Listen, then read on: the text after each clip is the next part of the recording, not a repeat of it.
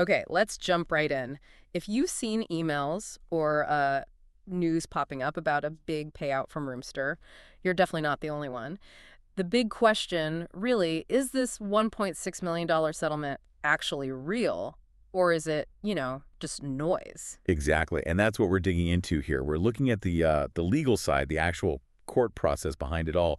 It's not just about confirming the money, though that's important.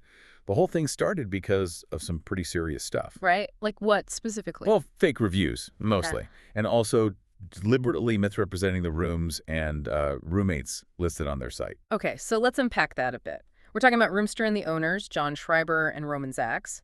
What were they actually accused of doing? Our sources mentioned like thousands of fake positive reviews. Yeah, that's right. The allegations were pretty specific. Engineering fake reviews, using things like burner accounts, masking IPs, basically making the platform look way more popular and trustworthy than it uh, perhaps really was, to draw users in. Wow. Okay, so that scale explains why it wasn't just like one small lawsuit. Absolutely. This got the attention of the big players. Huh. We're talking the Federal Trade Commission, Yeah. the FTC, and a coalition of state attorneys general.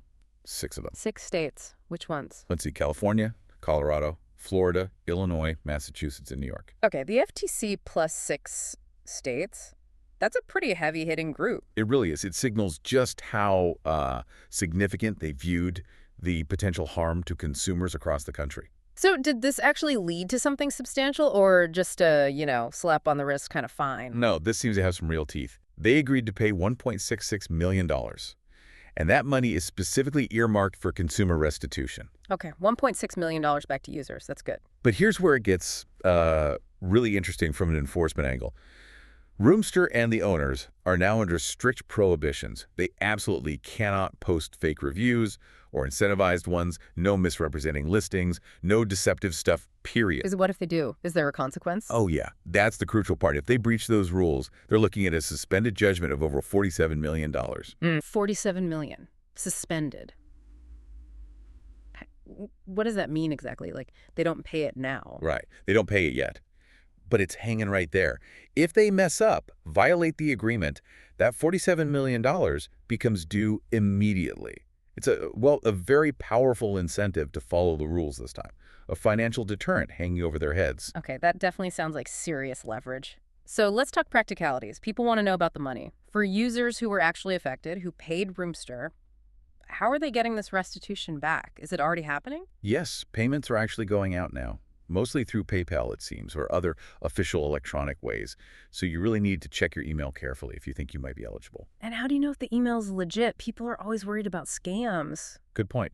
The official verified email address for this restitution is roomster.restitution@ag.ny.gov.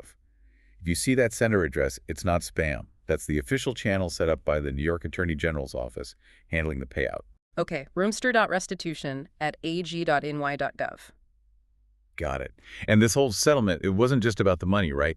It's about stopping this from happening again. Exactly. That's a key part of the agreement. Roomster is now required to actively monitor its affiliates.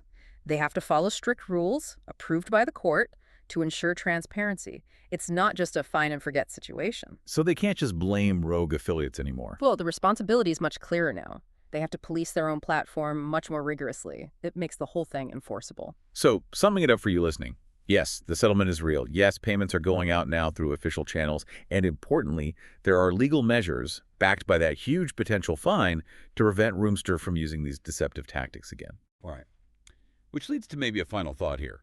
When you see this level of enforcement, particularly the requirement for Roomster to actively monitor its own affiliates and that massive $47 million hanging over them, it makes you wonder, doesn't it? How might this kind of mandated transparency and oversight start to affect other platforms, other digital listing sites, especially in the rental space? Could this become a new standard? Something to think about.